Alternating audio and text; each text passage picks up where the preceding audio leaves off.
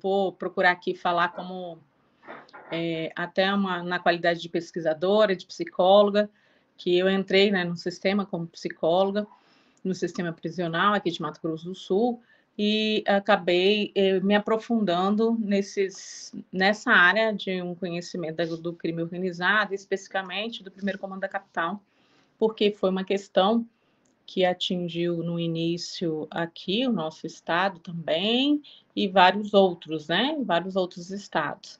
E aí eu acabei fazendo estudo sobre essa área. Até o meu tema é a questão referente bem específico sobre as contribuições da psicologia social cognitiva na compreensão desses fenômenos que ocorrem dessas constituições de organizações criminosas. Eu pego como exemplo o próprio PCC em razão do meu estudo mesmo, que foi de doutorado nessa área. A gente precisa lembrar o quê?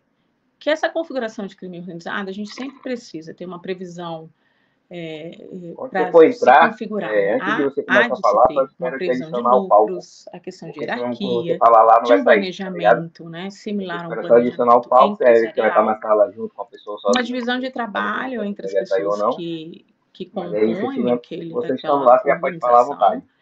Criminosa, esse caráter internacional que ocorre também no primeiro comando da capital e essa simbiose com estados e entidades legais. Essas fontes de renda, eles vêm de diversos pontos, mas há a questão de tráfico de drogas, tráfico de armas, assaltos, extorsões, questão de pedras preciosas, e aí sim vai se configurar no que é hoje em dia o primeiro comando da capital. Lembrando que o PCC nasce, ele é fundado dia 31 de agosto de 1993. No início era aquela questão dos oito presos que estavam em Taubaté. Taubaté era considerado, na realidade, eles ficavam num anexo da Casa de Custódia de Taubaté, considerado um lugar assim para presos perigosos, que o Estado de São Paulo considerava perigoso. E aí tinha uma fama de ser um ambiente muito rígido. Aí foram 8 desses presos que estavam lá e fundaram, então, aí tiveram essa ideia da fundação, né? O que a história vai nos falar é que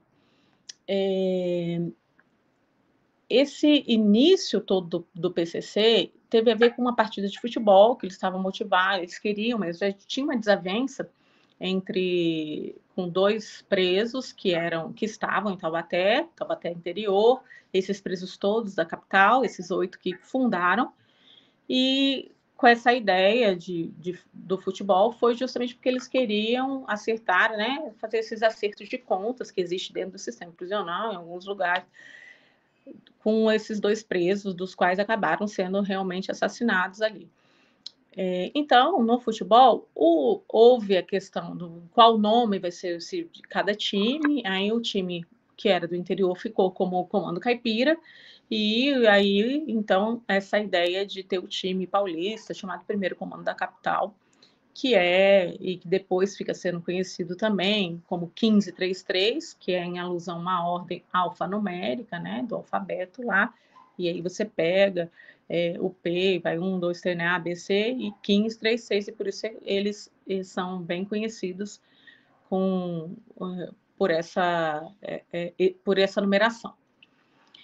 Embora a gente essa história tenha tomado muita força, tem pesquisadores, a gente em busca de outras pesquisas, que vão falar de alguma raiz dessa história do PCC, desse início de uma organização dentro do sistema prisional, em São Paulo, já na década de 1980, em alguns presídios paulistas. Existe essa questão de uma organização onde eles falavam com os diretores, e aí nascia, então, essa ideia de busca, né, por questões que eles consideravam que seriam melhores dentro do sistema penitenciário. Quando, então, eles são fundados, há uma fundação assim, de existir essa organização criminosa, que é dia 31 de agosto de 93, junto a isso ele já tem uma questão estatutária. Vou fazer um parênteses aqui, porque é importante lembrar que já eles trazem uma ideia então, que já existia o Comando Vermelho, que nasce nessa década, no final da década de 70, né? E eles já tinham essas ideias também da questão de estatuto, de organização, e para poder se criar algo dentro de São Paulo. Esse Estatuto de 1993, ele compõe, então, vem com 16 itens, que aí depois eles fazem uma reformulação, e logo depois de 2006, que teve a rebelião, que foi muito conhecida como Salve Dia das Mães, mas que ficou amplamente difundida a partir de 2011. E nesse primeiro estatuto, eles já colocam uma questão de permanecer unido, organizado, para evitar que qualquer problema ocorra, de algum massacre semelhante, ou pior, ocorrido da questão da casa de detenção, em alusão à questão do que aconteceu em 2 de outubro, que 111 presos foram mortos, né? E eles vão chamar isso de uma questão covarde, né? Que foram covardemente assassinados, e falam desse nome de massacre, e que isso não pode ser esquecido, e que eles, então, iriam mudar essa prática carcerária que eles colocam dentro mesmo do seu estatuto, que é algo que está, se procurar na internet, é amplamente divulgado também, né? Não é nada restrito, algo que é de conhecimento. E colocam lá a questão de que eles, como um comando, vão mudar essa prática desumana, cheia de injustiça, de opressão, de tortura e massacre nas prisões.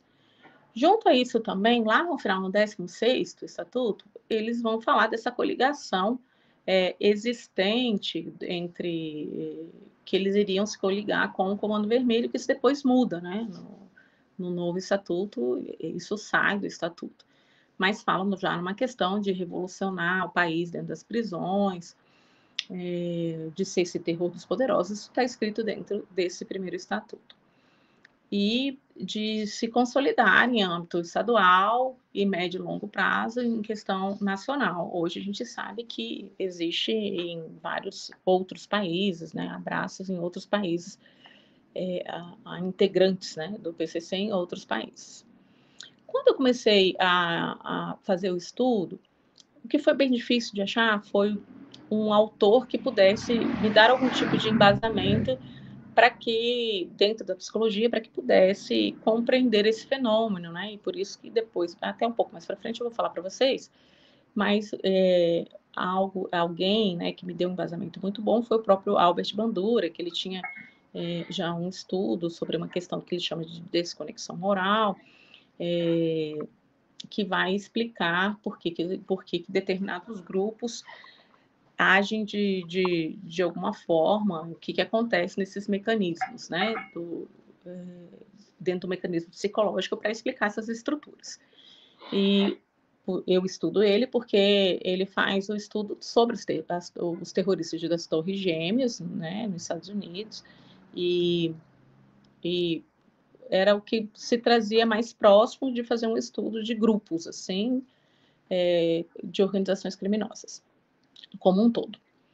Alguns marcos são importantes. Em 97, assim, a gente tem, há um reconhecimento, 1997, há um reconhecimento público notório da existência de uma organização criminosa no interior das unidades paulistas, que aí já era o PCC, em razão de uma rebelião de presos que aconteceu no interior. Aí, em 98, com uma tentativa de desarticular essas questões das lideranças, o governo do Estado de São Paulo pede, né, uma transferência dessas lideranças para unidades de outros estados, e aí entre elas Mato Grosso do Sul, Paraná, e é onde eles acabam trazendo essa ideia já, esses presos que foram transferidos trazem, então, a ideia de uma organização dentro do sistema prisional, de uma organização, então, criminosa, que vai se configurar como uma organização criminosa depois até com colocado mesmo em lei mesmo, né, promulgados em lei. A própria existência de organização do que vai se configurar a organização criminosa. Dia 18 de fevereiro de 2001, a gente vai presenciar, então, rebeliões simultâneas em 25 presídios paulistas, 4 cadeias públicas, em São Paulo, e aí 16 presos são mortos, e fica conhecido, esse ano fica, essa época fica sendo conhecida como essa mega rebelião. Aí vai aparecendo bem esses nomes, né, já na mídia, além do Comando Vermelho, essa existência de uma organização criminosa oriunda de sistema prisional, de uma organização criminosa que dentro de São Paulo isso passa para vários em rede nacional, né? Em vários meios de comunicação. 2002 a gente tem o fato, final de 2002, a própria liderança essa troca de liderança, né? Desses 8 iniciais lá, e aí houve uma troca de liderança pro todo mundo conhece, que é o Marcos William Erbas Camacho, ficou bem conhecido, o Marcola como uma pessoa importante, né, de liderança dentro do PCC, e que ele depois vai até falar que ele não tem essa liderança, mas é o que se tem de conhecimento. 2 presos que fundaram, então, conhecidos como Cezinha de Leão, foram jurados de morte por caguetagem, né, que eles chamam, porque falaram sobre a existência, e eles acabam criando o terceiro comando da capital, também ali em São Paulo. Todos esses 8 já estão mortos, 7 deles foram assassinados, e um que sobrou, que foi o último, né, conhecido, o Geleão, que é um preso também desse início, né, de fundação, que é o José Márcio Felício. Ele morre de morte natural, de doença mesmo, e os outros 7 não, foram assassinados porque foram considerados assim como traidores, né? Eles estavam infringindo o que eles consideram de importante, de questões importantes para participar da organização criminosa que eles chamam então de primeiro comando da capital. E aí eles precisam, quando ocorre essa questão de que eles chamam de caguetagem, de falar com alguém sobre a organização criminosa, de falar com alguém de justiça e tudo mais, ou para a polícia, o que vai ficar importante dentro ali da organização criminosa é o que eles consideram como um fato que vai levar ao que eles chamam de decreto, que é a própria morte, né? Matar a pessoa, que eles vão chamar de decreto.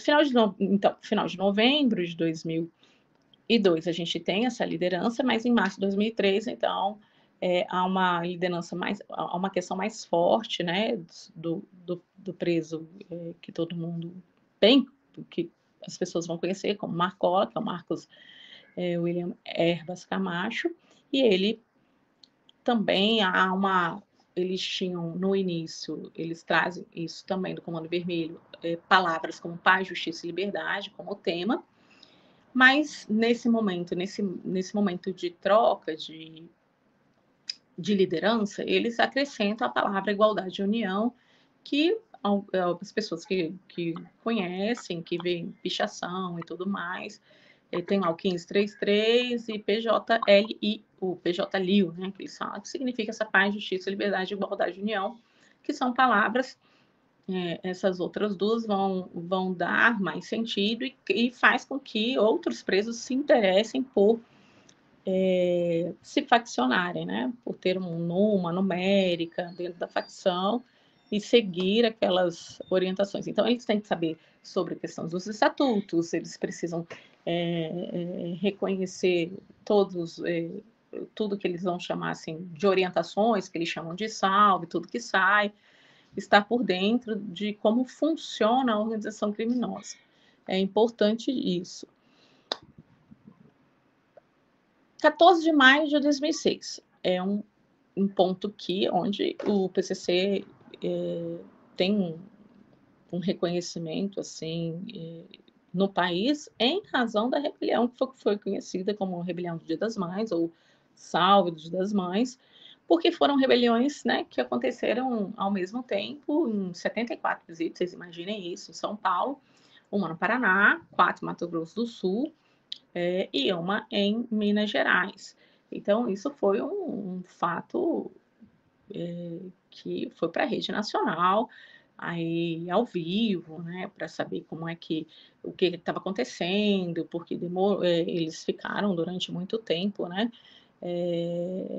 Assim, São Paulo viveu como uma questão de terror mesmo ali, com várias mortes, né, ataques às unidades policiais, a vários ambientes em São Paulo, e isso durou um tempo, e fez com que todas as emissoras das redes nacionais estivessem atentos, e então quem não conhecia essa organização criminosa dentro do sistema paulista acaba então conhecendo, porque fica um fato de muita de mortes, de gravidade, de questões muito graves acontecendo, de vários ataques mesmo, com armamento, acontecendo fora das unidades prisionais e dentro de muitas unidades prisionais, né? Você imagina isso, gente, 74 presídios para acontecer isso ao mesmo tempo,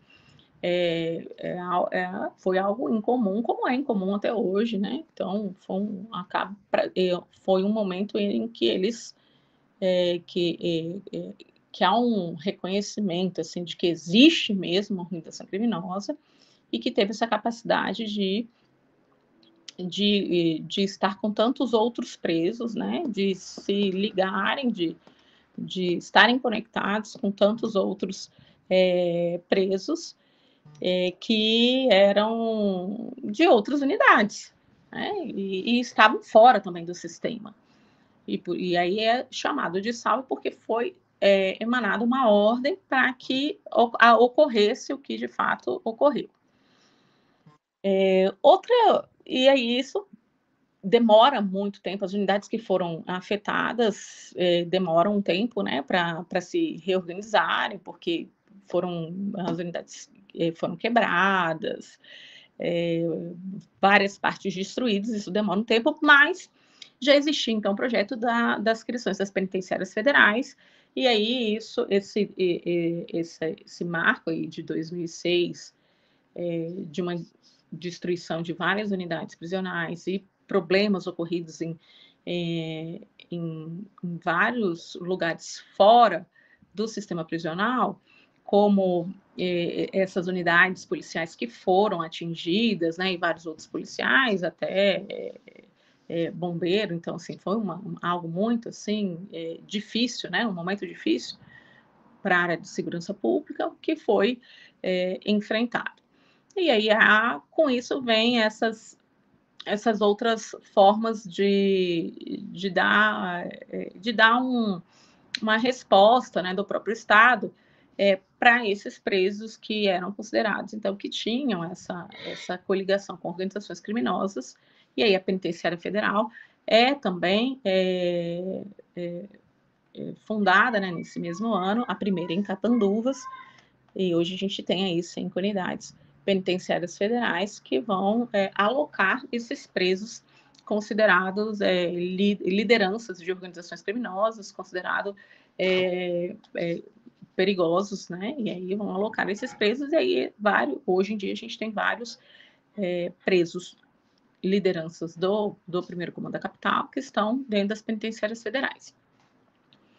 Também nesse ano, a gente vai passar por um momento, o país, né, passa por um momento, aí lá em agosto, de o sequestro do repórter da TV Globo, né, que era o Guilherme Portanova, para poder entregar, então, um DVD que fosse emitido, e a própria TV decide divulgar, então, para que ele fosse liberado, né? Isso aconteceu também, que também são esses salves.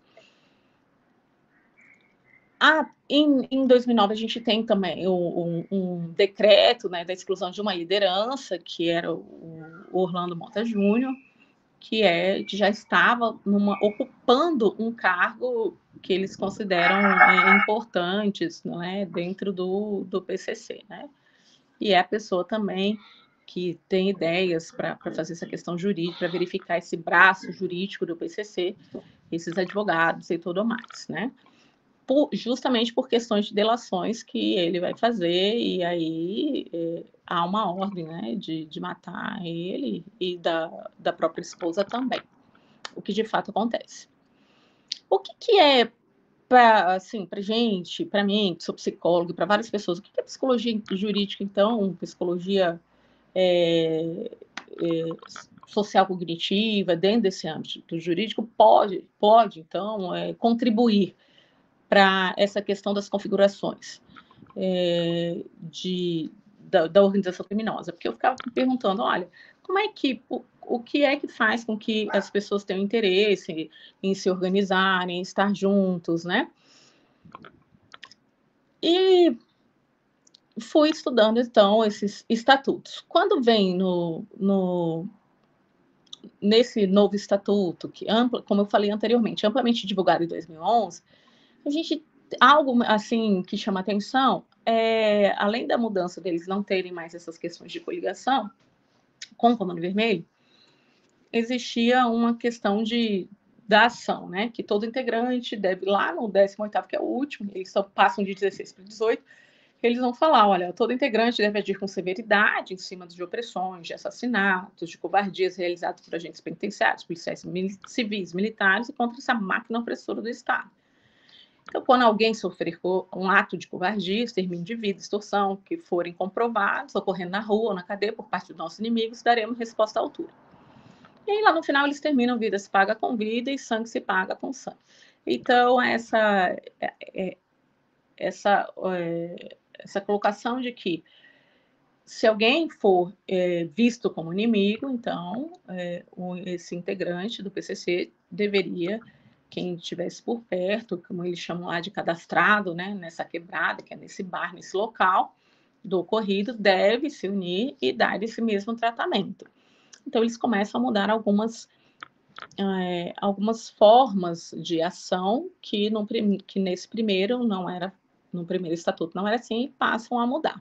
E ficar mais organizados mesmo, né, em todos os sentidos. E aí eles, com esse conhecimento, eles passam, então, de ser um grupo organizado dentro do sistema prisional paulista, para estar em várias unidades. Então, eles vão entrando em várias outras unidades prisionais e dentro dos estados. E hoje a gente sabe que, tendo essa questão assim, transnacional, estando em outros países. E aí eu acho, então, a teoria do Bandura, do Albert Bandura, psicólogo, né? Ele morre só em 2021, então ele traz grandes contribuições. E aí, vamos lá. O que é? Vamos responder, então, o que a psicologia pôde contribuir para tudo isso, né? Para essa explicação. E eu trago aqui esse exemplo do primeiro comando da capital, do PCC, porque foi o que eu estudei. Mas ele pode configurar em qualquer tipo de organização criminosa esses mecanismos psicossociais, né? Então, o primeiro mecanismo psicossocial que o Bandura vai falar, vai dizer, é da justificação moral, que ele vai dizer que é um mecanismo que opera em relação ao que é culpável e se torna uma conduta pessoal e social aceita por meio de reconstrução cognitiva que representa a conduta antissocial. Aí eu trago ali para vocês como exemplo essa própria, ali no segundo item de estatuto, que quando eles falam, ó, lutar sempre pela paz, justiça, liberdade, igualdade, união, visando esse crescimento da nossa organização, respeitando sempre a ética do crime. Esses conceitos de paz, justiça, liberdade, igualdade e união são conceitos amplos, né? Paz, justiça e liberdade é um conceito até da Revolução Francesa, que o Comando Vermelho traz, e depois também o PCC acaba colocando, e várias outras organizações criminosas, mas é o sentido que eles dão para essas palavras, né? Para a própria palavra ética, é esse sentido que se dá. Então, o Bandura vai falar justamente sobre isso, sobre quando uma conduta, essa conduta é uma conduta antissocial, mas faz com que a pessoa se sinta menos culpada e acaba sendo uma conduta pessoal e social nessa sociedade deles, que é dentro dessa sociedade criminosa, que isso passa a ser, então, aceito. O segundo mecanismo que ele vai falar ele chama de eufemismo, que é um mecanismo de mascaramento de atividades repreensivas em relação à forma de como são nomeadas, faladas, com o intuito de diminuir essa gravidade no ato ou dar-lhe um status respeitável. Aí o exemplo está lá, o primeiro item, como todos os integrantes devem lealdade, respeito ao primeiro comando da capital, devem tratar todos com respeito, dando bons exemplos a ser seguido pela massa, acima de tudo, ser justo e imparcial. Entendam que essas palavras são palavras comuns que qualquer pessoa poderia estar falando, de bons exemplos e tudo, e que para eles tem muito sentido e que para a sociedade fica um pouco, né? O que é que isso significa? Como é que é você tratar com respeito, se é uma questão de criminalidade, né? Então fica algo aí a se pensar. O terceiro item ele chama de comparação vantajosa, que é um mecanismo que vai operar quando condutas consideradas prejudiciais dão uma impressão de consequência menor, se comparadas com outras atividades mais repreensivas. Aí, o comando não admite entre seus integrantes estupradores, homossexuais, pedofilia, caguetagem, mentira, covardia, opressão, chantagem, extorsão, inveja, calúnia e outros atos que vão ferir essa ética do próprio comando da capital. Então, eles fazem esses itens, né, que eles vão chamar dos itens que são itens disciplinares. Então, eles criam esses itens e tudo que for contra esses itens do que é colocado vai estar comprometendo uma questão de ética, do que eles consideram uma ética dentro da organização criminosa. O quarto item, eles vão chamar, que é um item que o Bandura chama de difusão da responsabilidade, onde é um mecanismo psicossocial que é usado quando as pessoas veem suas ações como se estivessem emergindo de pressões sociais ou de impulsões dos outros, mais do que algo que elas mesmas sejam responsáveis, né? E aí, vamos lá falar, olha, um integrante que vier a sair da organização e fizer parte de outra facção, ou coaguetar alguma coisa relacionada ao que o primeiro comando da capital faz, será decretado. Né? Aquele que vier mexer com a família vai ter também as suas famílias exterminadas, né? Porque o comando nunca mexeu com a família de ninguém e então não vai admitir que isso aconteça. Então, o ato é feito porque o outro é responsável e não a própria pessoa, não a própria organização, né? Por responsabilidade do outro. Minimização, ignorância ou distorção das consequências, que vai operar quando as pessoas acreditam fazer o mal ou pelo bem, ou que os fins vão justificar o meio, minimizando o mal que causa, evitando encará-los ou negligenciá-los. Integrantes deixando claro que não somos sócios de nenhum clube, e sim integrantes de uma organização criminosa que luta contra os opressores injustiçados que surgem no dia a dia e tentam nos afetar. Assim, o comando não admite acomodações e fraquezas diante da nossa causa. Que é o exemplo aqui que eu vou trazer para vocês. Atribuição da culpa à vítima é outro mecanismo em que as pessoas veem a si mesmas como vítimas sem culpa, vez que são pressionadas a agir de forma prejudicial por uma provocação forçada ou então a ver as suas vítimas culpadas e merecedoras do seu prejuízo. Todos os integrantes serão tratados com igualdade, sendo que essa luta é constante e permanente, seus méritos e atitudes serão avaliados, dando prioridade para aqueles que fizerem por merecer, esclarecendo que méritos não é sinônimo de acomodação, impunidade diante da nossa luta, tratando com a igualdade para os iguais e desigualdade para os desiguais. Isso é o que é colocado lá dentro desse novo estatuto, né? Desse que é o atual. E o último deles, que é o desumanizar a vítima, é um mecanismo utilizado quando se retiram das pessoas suas qualidades humanas ou quando lhe atribuem qualidades fúteis, né? Irmãos, aqueles que vierem a falhar na missão por fraqueza, deslealdade, desinteresse, será automaticamente excluído e caso a avaliação pela sintonia, no caso de vaziar as ideias, poderão ser caracterizados como traição e cobrança e morte. O que eu quero deixar para vocês, como um todo, né? Essa foi uma pesquisa específica da Organização Paulista, especificamente, mas que, como eu falei no início, serve para várias outras. E o que é importante deixar como marco, assim, como uma questão final, é que esse desengajamento moral que o Bandura vai falar, ele vai se construir justamente numa trama social e nessa compreensão de valores e práticas culturais diferenciadas. Então, se um determinado grupo, né, como o próprio grupos existentes, já sempre existiram grupos dentro do sistema prisional, né, grupos que iam se dividindo. Mas esse ambiente é um ambiente que ocorre, o Bandura vai falar isso, esses ambientes, todos os ambientes de apartações sociais, vai dar um impulso para que esse desengajamento moral ocorra, porque esses grupos precisam criar outras formas de funcionar, outras formas de deles mesmos se gerenciarem dentro de um ambiente, e eles precisam, o próprio grupo precisa achar, né, compreender valores que são próprios e práticas culturais que são próprias, diferentes, e são diferentes dessa sociedade, então, que deu toda essa apartação dentro que eles entendem como uma sociedade que fez com que eles estivessem apartados dos seus direitos. E aí eles vão buscar nessa forma de funcionamento, né, dentro desses mecanismos sociais, né, dentro desses mecanismos psicológicos, eles buscam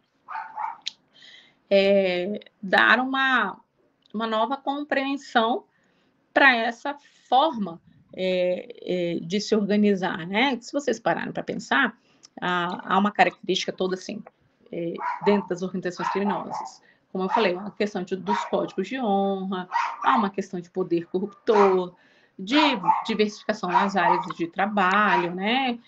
Algumas alianças, o que pode ser compartimentado com quem, né? Entre eles, né? Porque nessa parte hierárquica, né, quem está acima consegue ter algumas informações de outros que não conseguem, que não estão habilitados a ter informações porque estão alocados em outras responsabilidades dentro dessas organizações criminosas, né?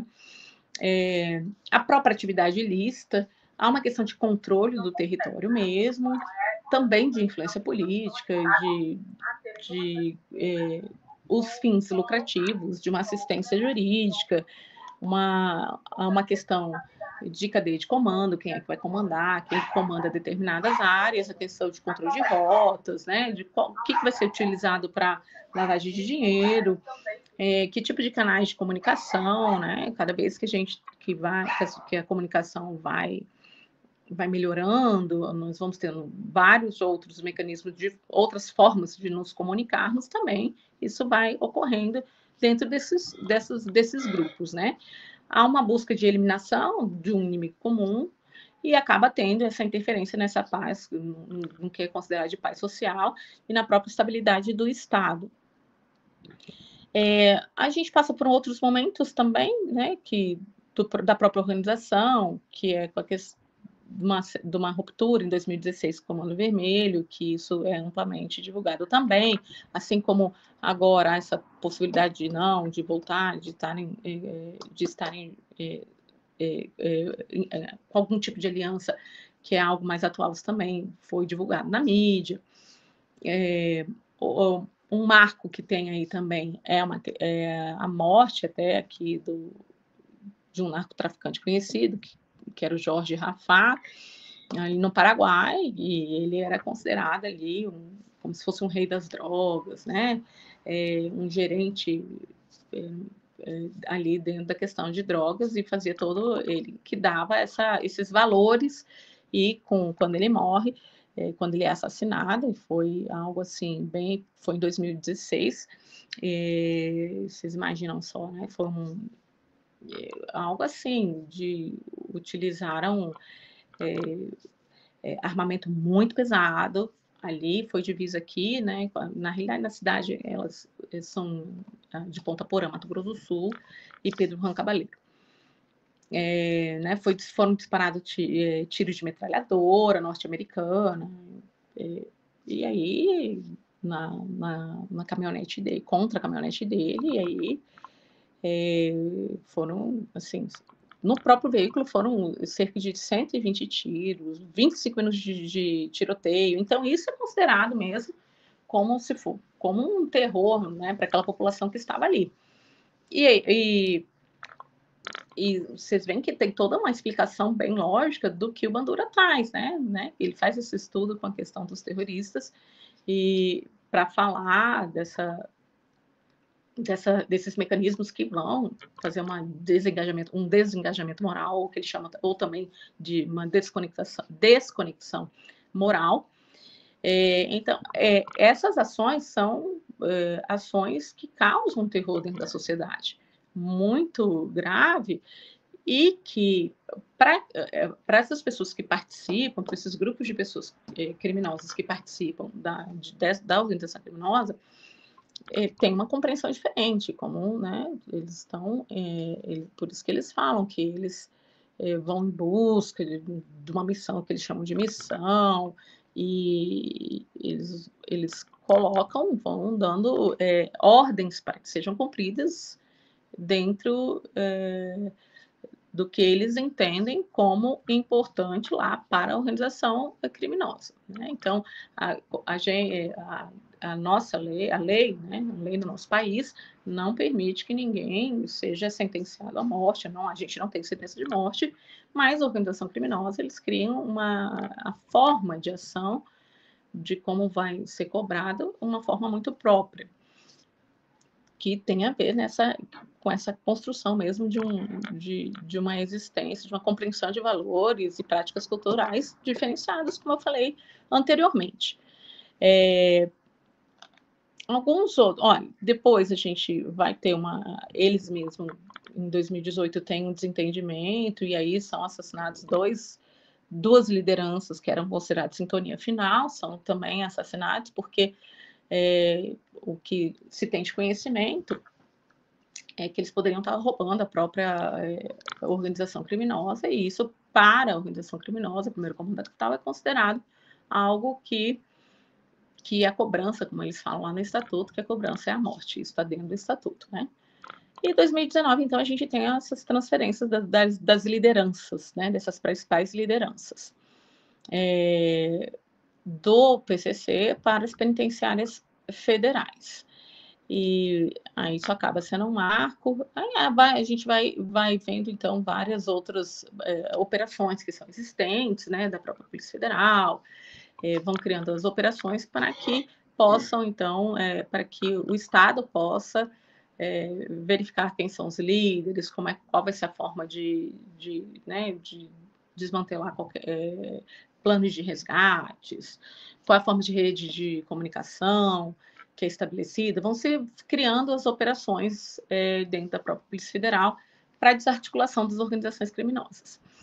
Então, o que eu quero deixar hoje para vocês é assim, a gente tem um grupo que faz pesquisas, que escreve, né? Temos os livros que foram publicados, até que o professor Carlos Clóvis participou conosco também, para compreender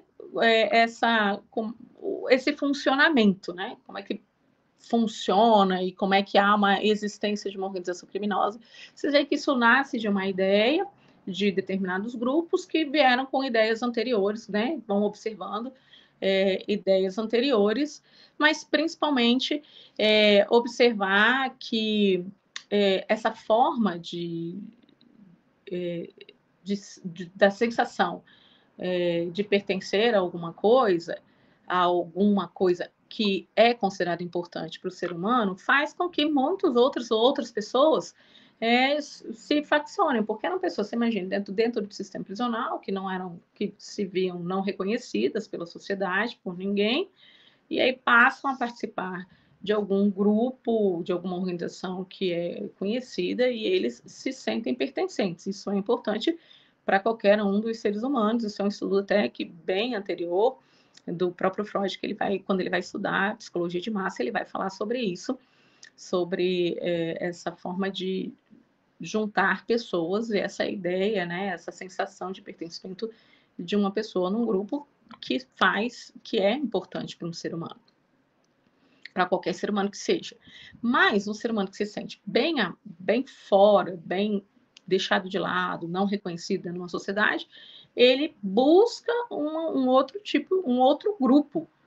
E aí você vai falar assim, não, então todo mundo é doente, todo mundo é psicopata? Não. Então o Bandura ele traz uma explicação desses mecanismos de funcionamento que vai fazer com que essas pessoas compreendam, né, operem, né, de uma forma que não se sintam responsáveis por aquele ato, mas que a responsabilidade do que aconteceu é do outro, é externa àquelas pessoas ou àquele grupo.